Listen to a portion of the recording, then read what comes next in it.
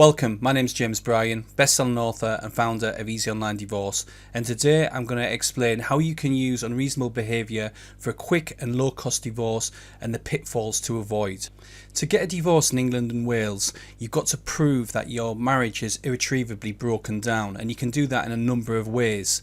One of the ways is to use unreasonable behaviour. Unreasonable behaviour means that the conduct of your spouse is such that it's not reasonable to expect you to continue to live with them. When using unreasonable behaviour, you have to give examples of your spouse's behaviour. You can't give your own, and it also has to be their behaviour rather than a joint behaviour as well. So what is unreasonable behaviour?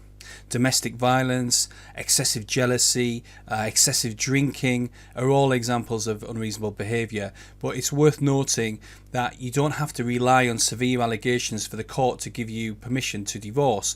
You can use examples of behaviours that most couples go through when a relationship breaks down. So it can be things like, lack of intimacy, not communicating with each other, more interest in work and hobbies and friends than the relationship itself. The most common examples of unreasonable behaviour is lack of support, not sharing household chores and parental responsibilities, problems with in-laws, moodiness, belittling, constant mourning, lack of sex, financial recklessness, living separate lives, having different interests, spending too much time on work or on a hobby, and drunkenness. So why use unreasonable behaviour? Well, unreasonable behaviour is the most commonly used reason to get a divorce. Half of women and a third of men use unreasonable behaviour. And I think the reason why it's so popular is because of its speed.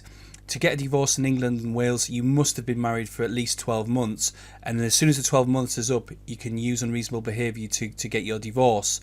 Whereas if you use separation, you would have to wait at least 2 years to use separation as a reason. So how do you use unreasonable behaviour? Well, the best thing to do if you want a quick and low-cost divorce is to agree the terms, the allegations with your spouse. So it's a good idea to have a think about what they are yourself, and then sit down with your spouse and take them through it and say, look, to get this to get our divorce through, we've got to give these examples. I'm filing for divorce, so I've got to give you examples of your behaviour. I was thinking these things. What do you think? And they might say, well, I don't like this, or I want you to take that out, or yeah, I'm fine with that. But the idea is that when they receive the divorce papers and they see the allegations that have been written about them, it's easy for them to accept, because that's what you want. You want them to receive the divorce papers, not get any nasty surprises, sign the paperwork, send it back so you can get on with your divorce. In terms of the amount of examples that you need to give, you're looking at sort of three to four examples. It depends on what it is. Obviously, if it's quite severe allegations, then you could have one or two. But if it's the smaller ones that most couples go through, 3 or 4 is good practice. In terms of the examples, you don't have to necessarily write them in a proper legal format, but you need to write about your spouse's behaviour, what it was and how it made it, how it makes you feel. So for example, you could say, my spouse ignores me all of the time and it makes me feel lonely. Or you could say, my spouse dislikes my parents and we don't get to see them very often, which makes me feel isolated. Or, my spouse doesn't do anything around the house and leaves me to do everything, which makes me feel undervalued. Frequently asked questions. Does the severity of the behaviours affect a financial settlement? This is a big one. A lot of people think that the worse the behaviour, the more money or more settlement they'll get out of it. But the fact is that in most cases the courts don't look at what the behaviours were and sort of pass a judgment or penalise the other person. The only exception for that would be in situations where there'd been like fraud or mismanagement of money. Then they might look at it in closer detail. But for normal behaviours and things, they don't penalise the person just because they did something particularly bad or perceived to be bad. Another one is, will my unreasonable behaviours be made available public? People are really nervous and worried about this, and they don't like One of the reasons why they don't like what's been written in there is because they fear that other people are going to see it. The fact is, no one's going to see what's written about you. The only people that are going to see it is the company handling your divorce. So if we were doing your divorce, for example, we would see it, and the court staff. Are there any time limits when you use unreasonable behaviour? Yes, there is. So to use unreasonable behaviour, you can't stay living together for longer than 6 months from when you filed the behaviour. Now, if you were divorcing through our company, your divorce would be over. In most cases, it would be finished by within 6 months.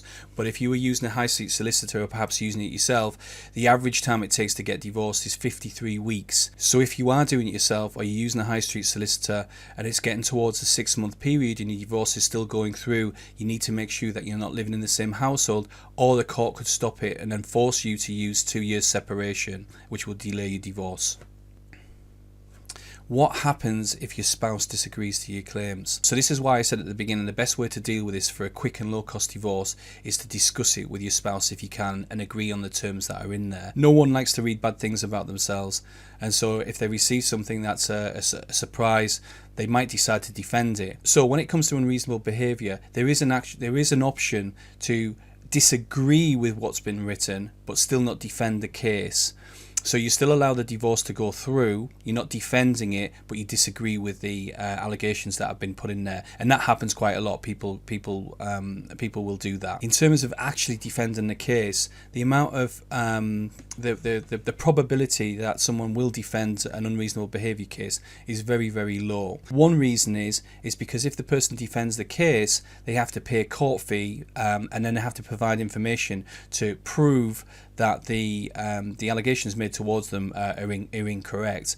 And also in terms of the practicalities and the final outcome, the courts tend to take a view that if one of the party is not happy in the marriage, then there's no point in keeping the two together.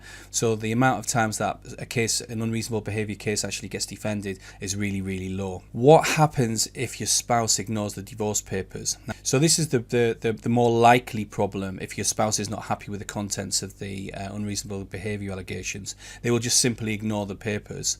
And if this happens, what the best course of action is to instruct a court bailiff to serve the papers on them. So someone will actually go to their home, serve the divorce papers on them, and then they have the 7 days to respond to the divorce papers. If they still don't respond to the divorce papers, what happens then is that we can then go to the court and say, look, a bailiff has served the papers, they've had the documents, they're just refusing to comply. Can we please go ahead with the divorce without their participation? What happens if my spouse intends to defend the case? So the likelihood of them defending the case is really, really low, because the success rate is low, and also it costs them money to defend the case. But if you find yourself in a situation where the respondent defends the case, you have to wait a month, let them send in the information. If after that month you haven't received a copy of their defence, is known as the answer, then you can just proceed with the divorce as if they haven't defended the petition. I hope you found this video really useful. Please comment, ask questions, let us know if you want us to cover any other areas. Follow us as well, so you get an update when we post new videos. For more information, visit www.easyonlinedivorce.co.uk. There you'll learn about our services, but there's also lots of free stuff on there covering different aspects of divorce, different questions that you might want answering. Thanks for watching, and I wish you a speedy and pain-free divorce.